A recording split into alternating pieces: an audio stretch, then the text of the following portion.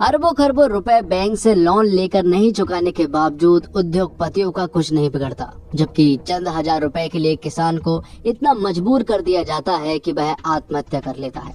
स्वास्थ्य मंत्री बीमार होने पर कभी भी अपना इलाज सरकारी हॉस्पिटल में क्यों नहीं करवाते?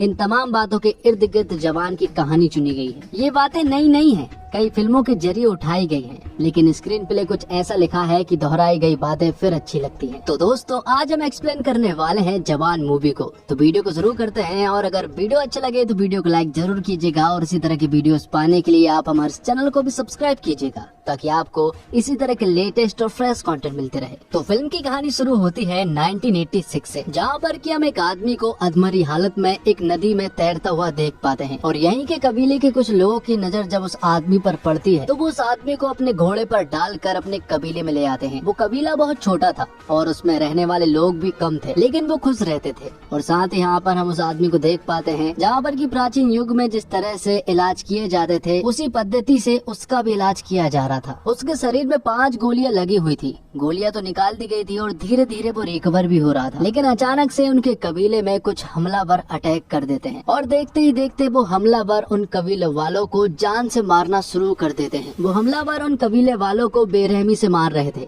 और कबीले वाले बस अपनी जान बचाकर भाग रहे थे। लेकिन तभी एंट्री होती है यहाँ पर उनके मसीहा की, जिसकी उन्होंने जान बचाई थी। अब वही उनका मसीहा बनकर बाहर निकला है और यहाँ पर वो उन सारे हमलावरों को अकेला ही मार गिराता है। वैसे तो वो हमलावर बहुत सारे थे, लेकिन वो अकेला ही सभी को मार डालता है। कबीले वालों को उनका मसीहा तो मिल गया था, लेकिन उस मसीह को अपना नाम तक नहीं मालूम था, मतलब कि उसकी याददाश्त जा चुकी थी। यहीं पर एक छोटा सा लड़का था जो कि उनसे कहता है कि जब मैं बड़ा हो जाऊंगा तो मैं जरूर पता करूंगा कि आप कौन हैं। जिसके बाद कहानी 30 साल आगे मुंबई में शिफ्ट होती है, जहाँ पर कि हम एक मेट्रो ट्रेन को देख पाते हैं जिसमें कि 376 पैसेंजर थे। सभी लोग अपने किसी न किसी काम से जा रहे थे, लेकिन किसी को क्या मालूम कि ये मेट्रो ट्रेन तो बस हाईजैक होने वाली है। इस मेट्रो ट्रेन में भले ही 376 पैसेंजर थे, लेकिन इन पैसेंजरों में 6 लड़कियां ऐसी थी जो कि इस मेट्रो ट्रेन को हाईजैक कर लेती है। किसी ने सोचा भी नहीं था कि ये नॉर्मल से दिखने वाली 6 लड़कियां उन्हें बंधक बना लेगी। और यहीं पर इन 6 लड़कियों के चीफ को भी दिखाया जाता है, जो कि मेट्रो ट्रेन के अगले स्टेशन पर इस मेट्रो ट्रेन का इंतजार कर रहा था।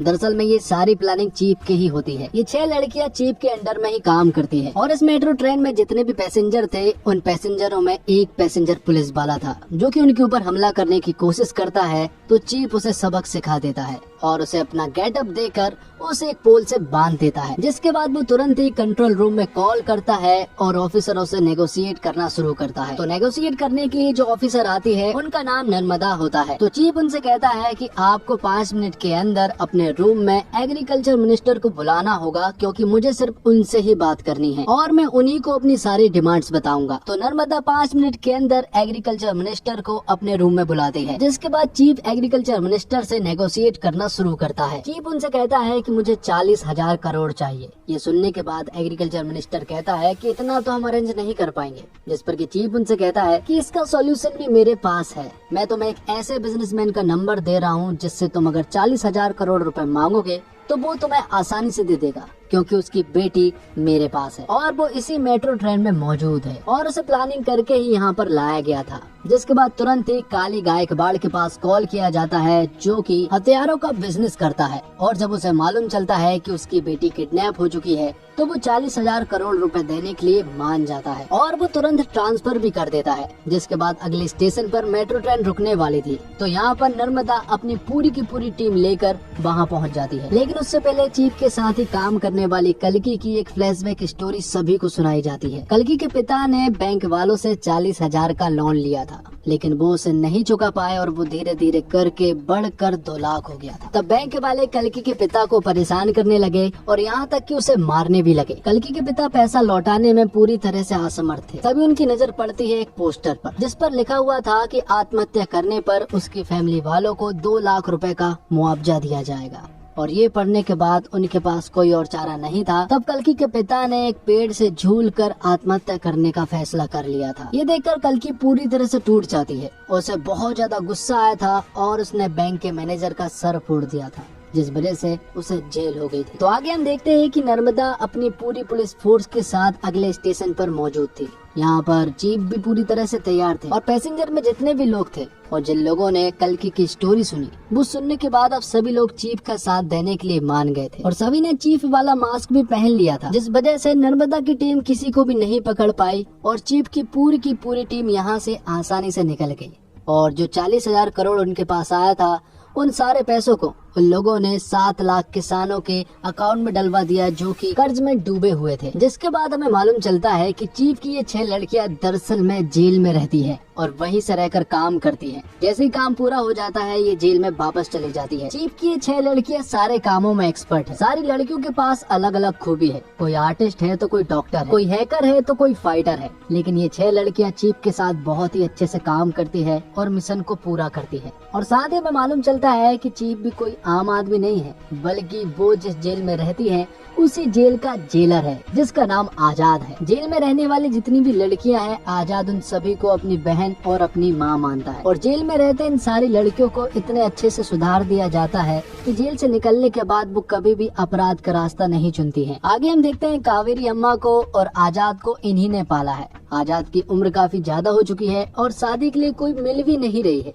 इसलिए वो एक लड़की को देखने के लिए चाहते हैं। लेकिन यहाँ पर वो लड़की तो नहीं आती है, लेकिन उस लड़की की लड़की आती है जिसका नाम सुजी होती है। वो कहती है कि मेरी माँ बहुत बिजी रहती है, इसलिए उनकी जगह पर उन्होंने मुझे भेजा है और वैसे भी मुझे भी लड़की को देखना बहुत जरूरी है, क्योंकि जिसे भी वो पसंद करेंगी वो मेरे पापा होंगे और मेरे पापा को मुझे भी सिलेक्ट करना होगा। तो इसी तरह से सुजी और आजाद के बीच बहुत सारी बातें होती है। दोनों एक दूसरे को खूब पसंद करने लगते हैं और आगे हमें मालूम चलता है कि दरअसल में सुजी जिसकी बेटी है वो कोई और नहीं बल्कि नर्मदा होती है और उन्हें देखकर आजाद पूरी तरह से शॉक्ड रह जाता है। लेकिन नर्मदा को भी यहाँ पर आजाद काफी अच्छा लगा था, क्योंकि सुजी को आजाद बहुत ज्यादा पसंद था, इसलिए यहाँ पर नर्मदा को भी आजाद पसंद आता है। धीरे धीरे करके आजाद और नर्मदा भी एक दूसरे को खूब पसंद करने लगते हैं। दोनों की एंगेजमेंट भी हो जाती है और फिर कुछ ही दिनों के बाद उनकी शादी भी होने वाली थी। जिसके बाद सीन शिफ्ट होता है और हम देख पाते हैं आजाद के एक दूसरे मिशन को, जहाँ पर की 6 लड़कियां उसके साथ थी और इस बार उनका टारगेट था health minister. Health minister speech दे रहा होता है कि अगर मुझे गोली भी लग जाएगी तब भी वो सरकारी हॉस्पिटल में ही जाएगा, क्योंकि उसने सरकारी हॉस्पिटल की कंडीशन कुछ इस प्रकार बनाकर रखी है कि प्राइवेट भी फेल है। लेकिन ऐसा कुछ भी नहीं था, क्योंकि सरकारी हॉस्पिटल की कंडीशन बद से बदतर थी। जिसके बाद हेल्थ मिनिस्टर को गोली मार दी जाती है और उसे प्राइवेट हॉस्पिटल ले जाया जा रहा था। लेकिन आजाद की पूरी टीम उसे किसी तरह से सरकारी हॉस्पिटल में ले आते हैं, जहां की हालत बहुत ही ज्यादा खराब थी। तो अब ये न्यूज भी वायरल हो जाती है और सारी पुलिस फोर्स जो है वो उस सरकारी हॉस्पिटल के बाहर खड़ी हो जाती है। यहाँ पर की ऑफिसर नर्मदा फिर से यहाँ पर आजाद से नेगोशिएट करती है। वो इससे पहले अपनी उन्हें डिमांड बताता, उससे पहले वो उन्हें एक फ्लैशबैक की स्टोरी सुनाता। ये कहानी थी आजाद के साथ ही रहने वाली लड़की इरम की, जो कि एक डॉक्टर थी। उसे अपने पेशेंट से बहुत ज्यादा प्यार था और फिर एक दिन उनके हॉस्पिटल में 57 बच्चे नाजुक हालत में आते हैं। उन्हें ऑक्सीजन की सख्त जरूरत थी, लेकिन कुछ बड़े डॉक्टरों की वजह से उन बच्चों तक वो ऑक्सीजन नहीं पहुंच सकी, जिस वजह से वो सारे 57 बच्चों की जान चली गई। और यहाँ पर ये सारा ब्लेम इरम के ऊपर डाल दिया गया और उसका लाइसेंस छीनने के साथ साथ उसे जेल में डाल दिया गया। तो आजाद की सबसे पहली डिमांड यही थी कि जिन डॉक्टरों ने ऑक्सीजन को उपलब्ध नहीं होने दिया, सबसे पहले उन्हें सस्पेंड कर दिया जाए और सारा ब्लेम वो अपने ऊपर ले। तो आजाद के कहने पर ऐसा ही होता है और रात होने के बाद जब वो एक चॉपर मंगवाते हैं और यहाँ से निकलने वाले थे, तभी यहाँ पर एंट्री होती है ऑफिसर नर्मदा की, जो कि अपनी पूरी पुलिस फोर्स लेकर आई हुई थी और इन सभी को चारों तरफ से घेर लिया गया था। लेकिन ये लोग इतने जल्दी हार नहीं मानने वाले थे, क्योंकि आजाद इनके पीछे खड़ा हुआ था, जो कि एक अलग गेटअप में था। तब यहाँ पर एक जोरदार फाइट होती है, नर्मदा और आजाद के बीच में भी फाइट होती है और नर्मदा ने यहाँ पर आजाद को नहीं देख पाई थी और आजाद यहाँ पर अपनी पूरी की पूरी टीम को लेकर फरार हो गया था। नर्मदा को किसी भी हालत में आजाद और उसकी पूरी की पूरी टीम को ढूंढना था, जबकि कुछ दिनों के बाद उसकी और आजाद की शादी होने वाली है और यहाँ काली गायकवाड़ हथियारों के बिजनेस के लिए रसिया जाने वाला था। तो काली अपना सारा कारोबार अपने छोटे भाई को सौंप कर रसिया चला जाता है और यहाँ दूसरी तरफ नर्मदा और आजाद की शादी हो जाती है। दोनों बहुत खुश थे और इनसे भी ज्यादा खुश थी उनकी बेटी सुजी। और पहले ही रात यहाँ पर आजाद नर्मदा को सब कुछ सच बताने वाला था। उसने पहले भी कोशिश की थी उसे बताने की, लेकिन हर बार वो नाकामयाब हुआ था। इस बार भी वो बताने वाला था, लेकिन नर्मदा के ऑफिसर ईरानी ने पहले ही पता कर लिया था कि आजाद कौन है और ये सारी बातें उसने कॉल पर नर्मदा को बता दी थी। तो नर्मदा जैसे ही आजाद को शूट करने के लिए उसके पास जाती है, तभी उनके ऊपर एक जोरदार हमला हो जाता है। यहाँ पर हम देख पाते हैं कि दरअसल में काली गायकवाड़ के भाई ने उन दोनों को बंधक बना लिया था और उसने यहाँ पर नर्मदा को गोली भी मार दी थी और वो आजाद को भी बेरहमी से मार रहे थे। और जैसे ही आजाद को वो जान से मारने ही वाले होते हैं कि तभी यहाँ पर किसी आदमी की एंट्री होती है, जो कि काली के आदमी को बुरी तरह से उड़ाता हुआ आ रहा था। और ये कोई और नहीं बल्कि आजाद की तरह दिखने वाला ही एक आदमी था, और जो कि आजाद के पिता हैं और उनकी भी एक बैक स्टोरी है। और काली के भाई के पूछने पर वो उन्हें बताते हैं कि मेरा नाम विक्रम राठौर है। और यहाँ पर आते से ही वो बुरी तरह से मारने लगते हैं और अपने बेटे आजाद और नर्मदा को बचा लेते हैं। वहाँ दूसरी तरफ हम देखते हैं काली को, जो कि रसिया में हथियारों की डीलिंग कर रहा था। वो यहाँ पर बहुत सारे देशों के कुछ मेंबर्स थे, उनसे कह रहा था आप आपके देश में फैक्ट्री खोलोगे तो आपके देश के लोग ही प्रोटेस्ट करके आपकी फैक्ट्री को बंद करवा देंगे, लेकिन इंडिया इसके लिए पूरी तरह से सेफ है और वहाँ सब कुछ कब्जे में करने के लिए हमें चाहिए होगी वहाँ की सरकार और वहाँ का जीतना होगा चुनाव, और उसके लिए चाहिए होगा ढेर सारा पैसा। मैं 20% देने के लिए राजी हूँ। और यहीं पर एक बहुत बड़ा विलन था, वो कह रहा था कि मैं 80% देने के लिए राजी हूँ। तभी यहाँ पर काली को मालूम चलता है कि उसके छोटे भाई को आजाद ने मार दिया है और ये देखकर वो पूरी तरह से शॉक्ड रह जाता है। यहाँ दूसरी तरफ नर्मदा को किसी भी हालत में आजाद के बारे में पता करना था, क्योंकि उसने उसका और उसकी बेटी का दिल तोड़ा है। इसलिए ईरानी के साथ प्लानिंग करके वो जेल में जाना चाहती है और इन 6 लड़कियों के द्वारा आजाद के बारे में सब कुछ पता करना चाहती है। तो वो लोग ऐसा ही करते हैं, वो लोग नर्मदा को किसी तरह से जेल में पहुंचा देते हैं और उन 6 लड़कियों के द्वारा आजाद की स्टोरी पता करना शुरू करती है। तो वो लड़कियां कहती है कि तुम्हें आजाद को जानने से पहले विक्रम राठौर की स्टोरी को जानना जरूरी होगा। तब वो लोग विक्रम राठौर की स्टोरी को बताना शुरू करती है और ये कहानी पहुंच जाती है 1986 में, जहाँ पर कि हमें विक्रम राठौर और उसकी पत्नी ऐश्वर्या को दिखाया जाता है, जो कि एक दूसरे से बहुत ज्यादा प्यार करते हैं। और यहाँ हमें मालूम चलता है कि विक्रम राठौर स्पेशल ऑप्स का एक सोल्जर है और उसे अर्जेंट यहाँ पर किसी काम से बुलाया गया है। उसे बताया जाता है कि बॉर्डर के उस पार 32 लोगों की एक टीम गई थी, लेकिन उन सारे लोगों को दुश्मनों ने मार गिराया है। हमने एक और टीम भेजी थी, लेकिन उनमें से आधे लोग मर गए हैं और आधे लोगों को उन्होंने बंधक बना लिया गया है। तो अब वो लोग स्पेशल ऑप्स के सोल्जरों की मदद लेना चाहते हैं और उन बंधकों को वहाँ से छुड़ाना चाहते हैं। तब यहाँ पर विक्रम राठौर की टीम पहुँच जाती है बॉर्डर के उस पार, जहाँ पर कि ये लोग सिर्फ 6 लोग थे और ये 6 ही काफी थे। वो वहाँ पहुँचने के बाद दुश्मनों से लड़ाई करना शुरू तो कर देते हैं, लेकिन बीच लड़ाई में इनकी बंदूक काम करना बंद कर देती है। और ऐसा भी नहीं था कि सिर्फ एक सोल्जर की बंदूक ने काम करना बंद कर दिया था, इन 6 ही सोल्जरों की बंदूक ने काम करना बंद कर दिया था। इसके बावजूद उन्होंने ये लड़ाई जीत ली थी और वहाँ के सारे बंधकों को बचा लिया था। तो आगे एक इंक्वायरी बैठती है, क्योंकि MI436 गन को काली गायकवाड़ आर्मी को देता है और उसी की वजह से जो दल बॉर्डर के पार गया था उन सभी की गन ने भी काम करना बंद कर दिया था और इसी वजह से वो सारे सोल्जर्स मारे गए थे। तो इस वजह से काली गायकवाड़ के साथ आर्मी ने काम करना बंद कर दिया था और उसकी सारी गन को सीज भी कर दिया गया था। लेकिन काली गायकवाड़ को ये बिल्कुल भी देखा नहीं गया और जब विक्रम राठौर और उसकी पत्नी ऐश्वर्या घर पर अकेले थे तो काली गायकवाड़ अपनी पूरी टीम को लेकर उनके ऊपर हमला कर दिया, जिस वजह से उसने काली गायकवाड़ को तो एरोप्लेन में ले जाकर उसे 5 गोलियां मार कर पानी में गिरा दिया था। सभी ने सोचा था कि वो मर गया था, जिसके बाद काली गायकवाड़ ने ऐश्वर्या को भी किसी तरह से फंसा दिया था। विक्रम राठौड़ को देश का गद्दार घोषित करवा दिया था और ऐश्वर्या को उसके साथ देने के जुर्म में उसे भी, जिस वजह से ऐश्वर्या को फांसी दी जाने वाली थी। और जब उसे फांसी दी जा रही थी तभी अचानक से ऐश्वर्या बेहोश हो जाती है और मालूम चलता है कि ऐश्वर्या दरअसल में प्रेग्नेंट है। और रूल ये कहता है कि प्रेग्नेंट औरतों को फांसी नहीं दी जाती है, जब तक कि उसका बच्चा 5 साल का नहीं हो जाता तब तक उसे फांसी नहीं दी जा सकती। तो ऐश्वर्या के बच्चे के वजह से उसे 5 साल और मिल गए थे। उसका बेटा हुआ जिसका नाम आजाद रखा गया।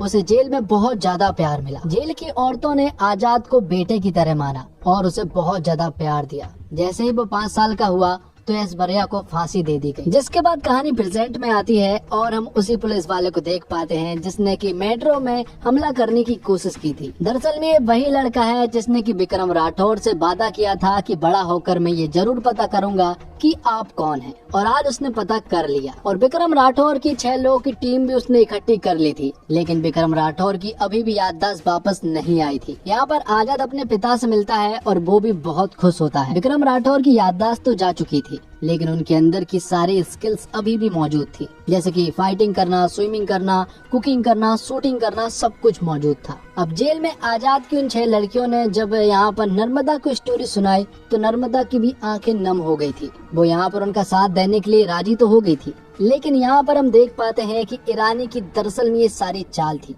क्योंकि ईरानी जो है वो यहाँ पर काली के लिए काम करता है और पल पल की न्यूज उसे देता था। तो ईरानी आजाद की उन 6 लड़कियों के साथ साथ यहाँ पर नर्मदा को भी मारने वाला था और साथ ही सुजी को भी, लेकिन वहाँ पर आजाद के पिता विक्रम राठौर सुजी को बचा लेते हैं और यहाँ दूसरी तरफ आजाद यहीं पर आकर इन सारी लड़कियों को भी बचा लेता है। क्योंकि ये जेल उसी का था, इसलिए यहाँ की सारी औरतों ने आजाद का साथ दिया और ईरानी को मार गिराया। लेकिन उससे पहले ईरानी ने इन 6 लड़कियों में से एक लड़की को गोली मार दी थी, जिसका नाम लक्ष्मी था, और यहाँ पर काफी कोशिश की थी उसे बचाने की, लेकिन वो उसे नहीं बचा पाए। आगे हम देखते हैं कि आजाद एक प्लान बनाता है, क्योंकि काली गायकवाड़ का ढेर सारा पैसा कंटेनरों से भर कर आने वाला था। उसे किसी तरह से अपने कब्जे में करना था और काली गायकवाड़ को रोकना था। इसलिए वो पूरी की पूरी टीम को लेकर पहुंच जाता है और उनसे सामना करने लगता है। विक्रम राठौर की पूरी टीम को उसने कह दिया था कि आप दूर रहना, क्योंकि हम संभाल लेंगे। लेकिन यहाँ पर सिचुएशन आउट ऑफ कंट्रोल हो रही थी। यहाँ पर आजाद की टीम उन लोगों को नहीं संभाल पा रही थी। तब यहाँ पर एंट्री होती है विक्रम राठौर की टीम की। विक्रम यहाँ पर आजाद से कहता है कि ये मिशन बहुत ज्यादा जरूरी है, तो इन लोगों को मैं और मेरी टीम संभाल लेंगे, तुम इस मिशन को संभालो। तो आजाद सारे कंटेनर लेकर चला जाता है और यहाँ दूसरी तरफ विक्रम राठौर की पूरी टीम उन्हें संभालने में लगी हुई थी, लेकिन वो नाकामयाब रहे और यहाँ पर काली गायकवाड़ के लोगों ने विक्रम राठौर की पूरी टीम को अपने कब्जे में कर लिया था।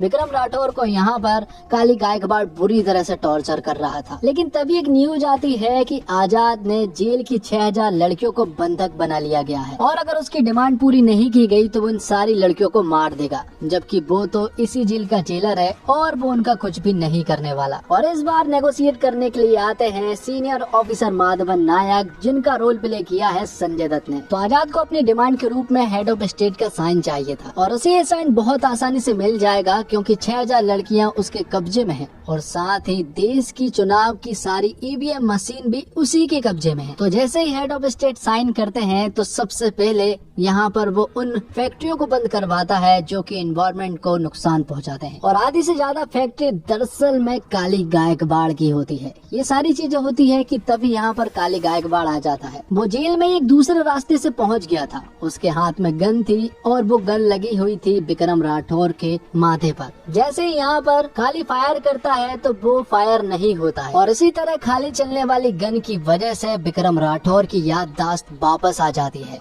जिसके बाद तो आजाद और विक्रम राठौर मिलकर काली की पूरी गैंग का सामना करते हैं और उन सभी को बेरहमी से मार गिराते हैं। और क्लाइमैक्स के कुछ एक्शन सीक्वेंस बहुत ही कमाल के थे। दोनों ने मिलकर जब काली गायकवाड़ के लोगों से फाइट करना शुरू किया तो पूरा थिएटर गूंज उठा और साथ ही जवान 2 का एक छोटा सा हिंट भी दिया है, जहाँ पर कि उसका अगला मिशन स्विच बैंक का है। और साथ ही हमें ये भी बताया जाता है कि इन सारे मिशन में माधवन नायक पहले से ही आजाद के साथ मिला हुआ था। फिल्म में कई सब ऐसे प्लॉट है जिनसे मिलकर पूरी कहानी बनाते हैं। इन छोटे छोटे हिस्सों में कई ऐसी चीजें हैं जो आपको अखबारों में मिलती है। कर्ज में डूबे किसानों की आत्महत्या, लोगों की हेल्थ से खिलवाड़, जिंदगियों और पर्यावरण को जहरीला बनाती इंडस्ट्रीज को बेधड़क काम करने की इजाजत।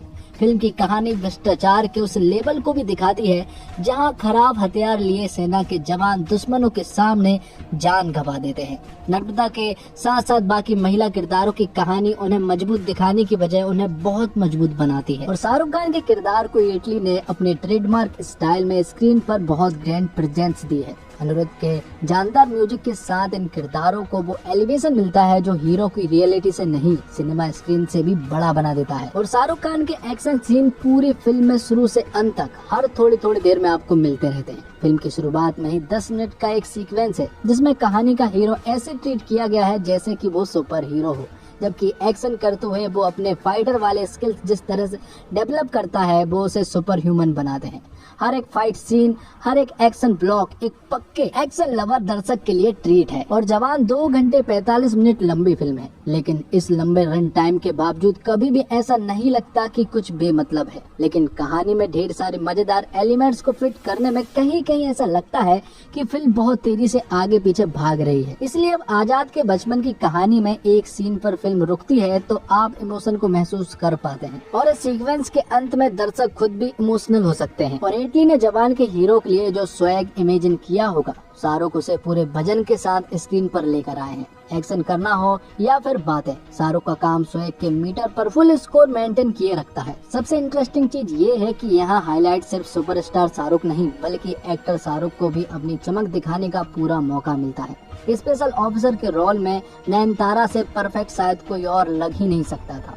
इस किरदार में वो जितनी मजबूत है उनकी जगह कोई और ले ही नहीं सकता था। विजय सेतुपति एक बार फिर से दिखाते हैं कि देश के सबसे बेहतरीन एक्टर्स की लिस्ट बनाते हैं तो उनका एकदम झट से नाम क्यों याद आता है। और फिल्म जवान में सपोर्टिंग कास्ट का काम भी बहुत ही सॉलिड है और जवान पूरी तरह से पैक्ड स्क्रिप्ट है, जिसमें जितना कुछ कहने की कोशिश की थी फिल्म उससे असरदार तरीके से काफी हद तक कहने में कामयाब भी होती है। लेकिन इतने ढेर सारे एलिमेंट्स को पैक करने में थोड़ी सी ज्यादा भरी हुई भी लगती है। हालांकि इसमें कोई शक नहीं है कि शाहरुख खान के बेस्ट सिनेमैटिक मोमेंट्स लेकर आई है और लड़कियों और महिलाओं में शाहरुख खान बेहद लोकप्रिय हैं। इसलिए शाहरुख खान की गैंग का हिस्सा लड़कियों को बनाकर एटली ने फिल्म की अपील को बढ़ाया है। शाहरुख खान के एक पावरफुल सीन भी है जिसमें वो कहते हैं कि आप एक पेन खरीदते समय कई तरह के सवाल करते हैं, तो वोट देते समय उम्मीदवार से भी पूछिए कि वो हमारे लिए क्या क्या कर सकता है, तभी उसे वोट दीजिए। और निर्देशक के रूप में एटली इसलिए प्रभावित करते हैं कि दर्शकों को भी ज्यादा सोचने का समय नहीं देते, तेजी से वे अपनी बात कहते हुए आगे बढ़ते जाते हैं। सामान्य दृश्यों को भी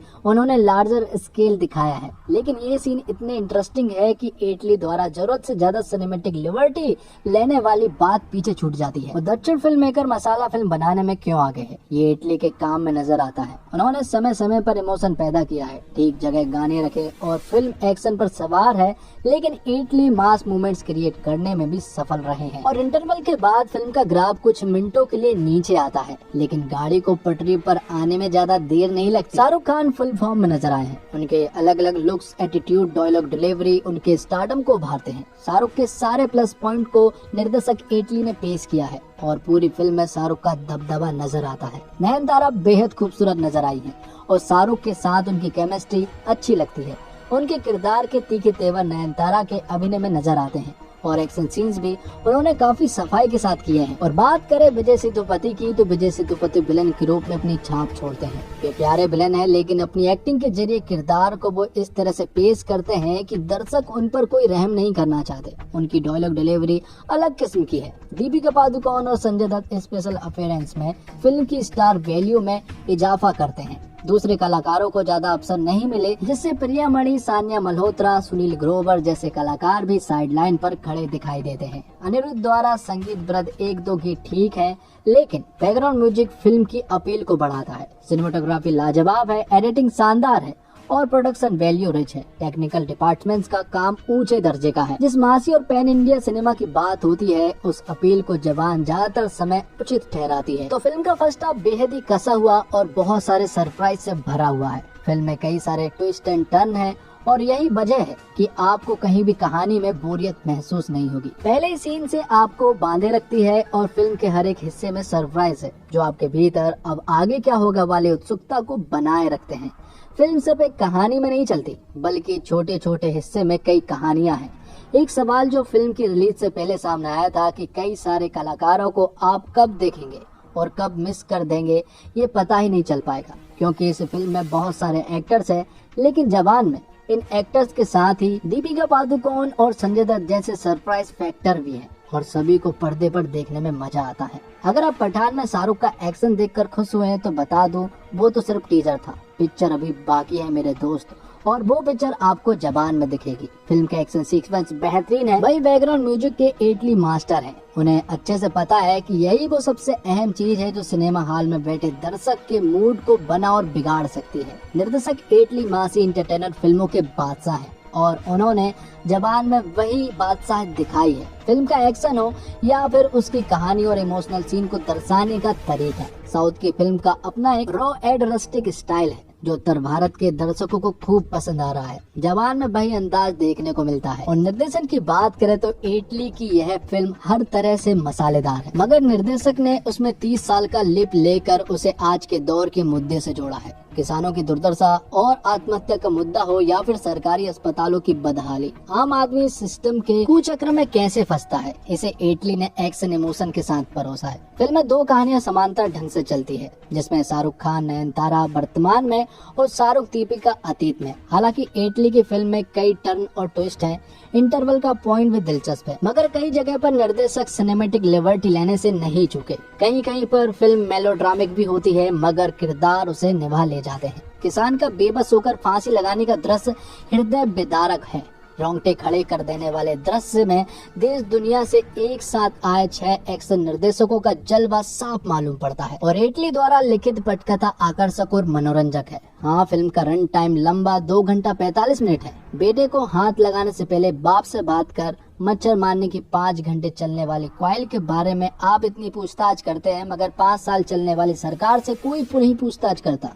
जैसे सुमित अरोड़ा के लिखे संवाद सीटी मार साबित होते हैं और प्री क्लाइमेक्स जनता को सही सरकार चुनने के संदेश के साथ आगे बढ़ता है और क्लाइमेक्स गाने के साथ और अंत में सीक्वल का इशारा भी मिलता है। संगीत की बात की जाए तो जिंदा बंदा चलिया जैसे गाने भी चार्टबस्टर हो चुके हैं और एडवांस बुकिंग की सुनामी ही नहीं बल्कि ऑडियंस के रिएक्शन भी बता रहे हैं कि ये हर तरह से शाहरुख खान की फिल्म है। पिता पुत्र के डबल रोल में से एसआर की पूरी फिल्म में छाए हुए हैं। शाहरुख खान एक समर्थक अभिनेता तो है ही, मगर इस बार उनके लुक्स, कॉस्ट्यूम और बॉडी लैंग्वेज के भी कई अंदाज है जिन्हें वे कमाल ढंग से निभाते हैं और दर्शकों को मंत्रमुग्ध करते चले जाते हैं। एक्शन दृश्यों में उनकी फ्लेक्सिबिलिटी देखने योग्य है। हाईजैक वाला उनका बोल्ड लुक और पाउडर झाड़ने वाला उनका स्टाइल पहले से ही चर्चा का विषय बना हुआ है। शिकार के साथ उनका भूरे बाल वाला ओल्डर वर्जन बहुत वजनदार है और जवान को अगर किंग खान का अब तक का सबसे बेस्ट अवतार कहा जाए तो गलत नहीं होगा। और एक्शन हीरोइन के रूप में नयनतारा पूरी चपलता और स्वैग के साथ प्रस्तुत होती है। हालांकि शाहरुख संग केमिस्ट्री के मामले में दीपिका पादुकोण बाजी मार ले जाती है।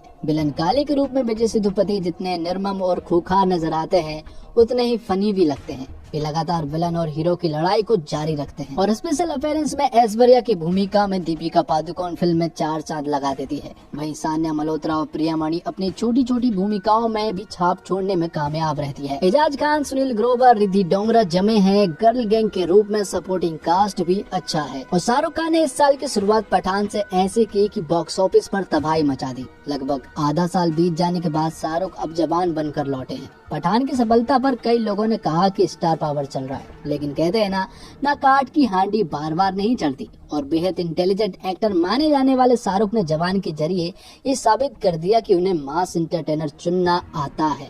अपनी इस साल की दूसरी रिलीज के जरिए शाहरुख एक ऐसी फिल्म लेकर आए हैं जो सही मायने में जनता की मसाला एंटरटेनर है। शाहरुख खान, नयनतारा और विजय सेतुपति स्टारर इस फिल्म के जरिए साउथ की निर्देशक एटली ने एक बढ़िया फिल्म सामने परोसी है, जिसमें सब कुछ सिर्फ शाहरुख खान के कंधों पर नहीं बल्कि फिल्म का करिश्मा भी आपको खूब देखने को मिलेगा। तो दोस्तों, इसी के साथ ये फिल्म यहीं पर खत्म होती है और ये एक्सप्लेनेशन भी यहीं पर खत्म होता है। उम्मीद करता हूँ आपको वीडियो पसंद आई होगी। वीडियो पसंद आई हो तो वीडियो को लाइक जरूर कीजिएगा और इसी तरह के वीडियोस पाने के लिए आप हमारे चैनल को सब्सक्राइब कीजिएगा ताकि आपको इसी तरह के लेटेस्ट और फ्रेश कंटेंट मिलते रहे। मिलते हैं एक और अगली वीडियो के साथ, तब तक के लिए आप हमारे चैनल के साथ बने रहिए। धन्यवाद। जय हिंद, जय भारत, जय श्री राम।